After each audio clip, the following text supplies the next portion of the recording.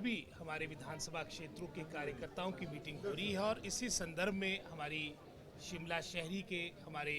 हरी जनाटा जी जो हमारे यहाँ के लोकप्रिय विधायक हैं, सभी पार्षदगण और समस्त आपकी शिमला शहरी क्षेत्र के हमारे जो सीनियर कांग्रेस पार्टी के कार्यकर्ता अग्रणी प्रकोष्ठों के सभी, चाहे उसमें महिला कांग्रेस की बात हो, सेवा दल की बात हो, युवा कांग्रेस, एनएसवाई, समस्त शिमला शहरी के हमारे सभी जो कर्मठ साथी हैं उनकी बैठक। और इसमें निश्चित रूप में जैसे आपने नॉमिनेशन की बात की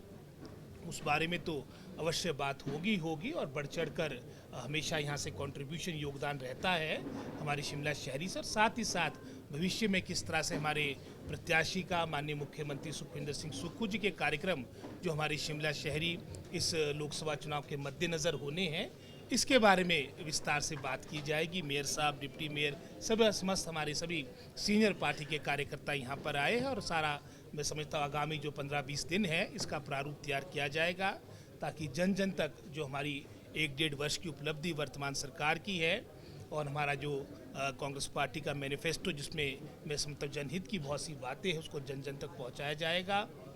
और साथ ही साथ मैं समझता हूँ जो केंद्र सरकार के विशेषकर इनकी 2014 और 19 जो इन्होंने बहुत सी झूठी घोषणाएं की थी, इसकी बाद में उस घोषणाओं को जुमलों में तब्दील कर दिया था, उस पर भी मैं समझता हूँ जनता जनार्दन इन सभी बातों का मनन करेगी और हमें पूर्ण विश्वास है शिमला संसदीय क्षेत्र ही नहीं समस्त हिमाचल प्रदेश की पार्लियामेंट सीट्स और जहाँ पर उपचुनाव 6 जगह हमारे हो रहे हैं, कांग्रेस पार्टी इसमें बहुत अच्छा प्रदर्शन करेगी, अधिकतर सीटों को जीतेगी।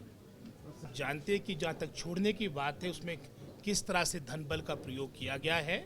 और जयराम जी अगर बात करें उनको विशेषकर अपने 5 वर्ष के कार्यकाल पर मैं समझता हूँ ज़्यादा नज़र डालनी चाहिए। उनने चाहे उपचुनाव की बात थी 2021 में, वहाँ पर भी उनकी सत्ता थी, डबल इंजन की सरकार थी केंद्र में, प्रदेश में, उसके बावजूद भी चारों को निश्चित आपकी 2021 में हो गए थे और 22 में भी आप जानते हैं कि वहाँ पर कितना अच्छा प्रदर्शन कांग्रेस पार्टी का रहा और अपने जयराम जी का अपना जितना समस्त मंत्रिमंडल था एक आध को छोड़कर पूरा ध्वस्त हुआ, धराशायी हुआ और पुनः मैं समझता हूँ 2024 में भी पार्लियामेंट और हमारे विधानसभा के उपचुनाव में कांग्रेस पार्टी बहुत अच्छा प्रदर्शन करेगी, अधिकतर सीटों को जीतेगी। है